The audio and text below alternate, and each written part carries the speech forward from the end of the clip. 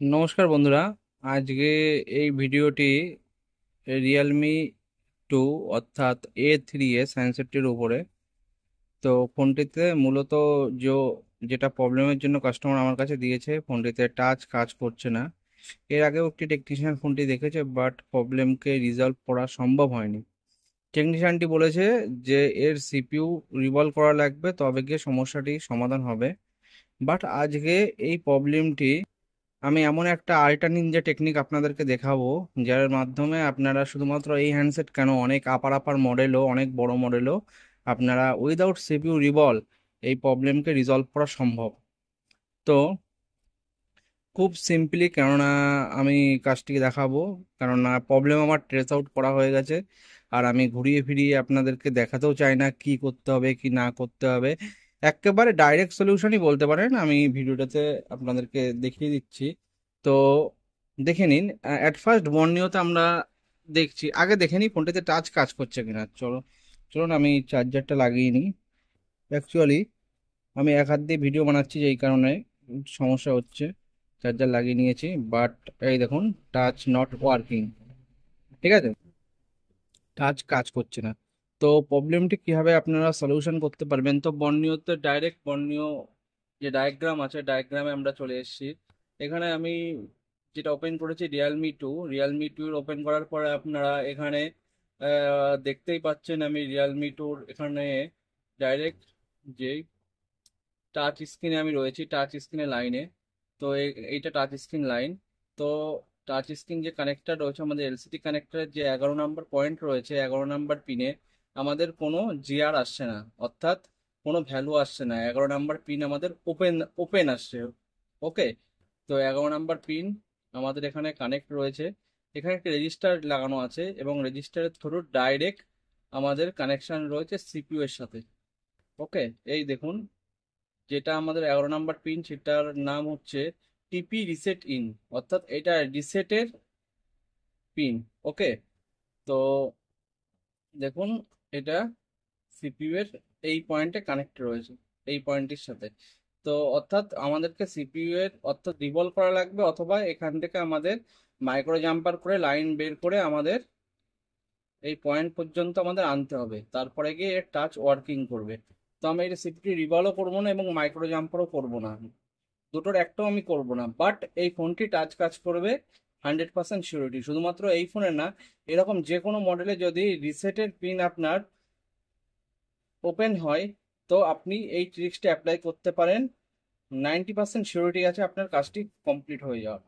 তো আমরা প্রথমে 11 নম্বর পিনের এখানে চেক করব যে 11 নম্বর পিনে আমাদের কোনো জিআর আসে কি আসে না। ওকে, তো চলুন, এইটুক না বললেই হতো না, তো এইটুকু আমরা দেখিয়ে দিলাম। তো এবার আমরা 11 নম্বর পিনে চেক করব। ওকে, তো মাইক্রোস্কোপ তো আমাকে লাগবেই, মাইক্রোস্কোপ ছাড়া আমি চেক করতে পারবো না। ওকে, তো বন্ধুরা আমরা 11 নম্বর পিনে জিআর ভ্যালু চেক করব। তো এই অ্যাঙ্গেল থেকে আমরা ভিডিওটা শুট করলে সবচেয়ে ভালো বুঝতে পারবো। ওকে, আমাদের 11 নম্বর পিন 1 2 3 4 5 6 7 8 9 10 11, 11 নম্বর পিন বন্ধুরা এটা। তো মাল্টিমিটার, মাল্টিমিটারে দেখুন বন্ধুরা, মাল্টিমিটারে কোনো ভ্যালু শো করছে না, অর্থাৎ ওপেন। তো এই কন্ডিশনে আমরা কি করতে পারি, এই কন্ডিশনে আমি একটি যে ট্রিক্সটা দেখাচ্ছি দেখুন বন্ধুরা, আবার বর্ণিওতে ফিরে আসি। বর্ণিওতে এবার আমরা একটু বিট ম্যাপে যাব। ওকে, তো বিট ম্যাপে এখানে আমরা চলে এসেছি, এইটা আমাদের বিট ম্যাপ। তো দেখুন, আমরা 11 নম্বর পিনেই টাচ করেছি। ওকে, এটা 11 নম্বর পিন এখানে শো করছে। ওকে, তো 11 নম্বর পিন আমাদের কানেক্টেড আছে, এখানে একটা রেজিস্টার আছে। ঠিক আছে, আপনারা যদি রেজিস্টারে এখানেও চেক করেন, তবুও এখানে আপনারা কোনো জিআর ভ্যালু পাবেন না। তো আপনাদেরকে করতে হবে কি, ফাইনালি এইটা দেখুন, এখানে দেখুন, এটা কি টিপি রিসেটেড রেজিস্টার, লক্ষ্য করেছেন? আর এই সাইডে কি লেখা আছে, এলসিডি রিসেটেড রেজিস্টার। ওকে, তো আমি বলতে চাইছি, যদি আমরা একবার ট্রাই করতে পারি এলসিডি রিসেটকে আমরা টাচের জন্য যদি আমরা ইউজ করি তবে কি আমাদের টাচ কাজ করবে? তো চলুন আমি এলসিডি রিসেট থেকে টাচ রিসেটকে একটা জাম্পার করে ট্রাই করতে পারি যে আমাদের এলসিডি রিসেট যদি টাচ রিসেটে কনভার্ট হয় আমাদের টাচ কাজ করে কি করে না। তো চলুন আমি ট্রাই করে দেখি জাম্পারটা করে এলসিডি রিসেটকে টাচ রিসেট হিসাবে আমরা ইউজ করতে পারি কিনা। জাস্ট একটা জাম্পার আমরা করতে চলেছি যেটা এলসিডি রিসেটকে থেকে আমরা টাচ রিসেটকে কনভার্ট করতে চাই।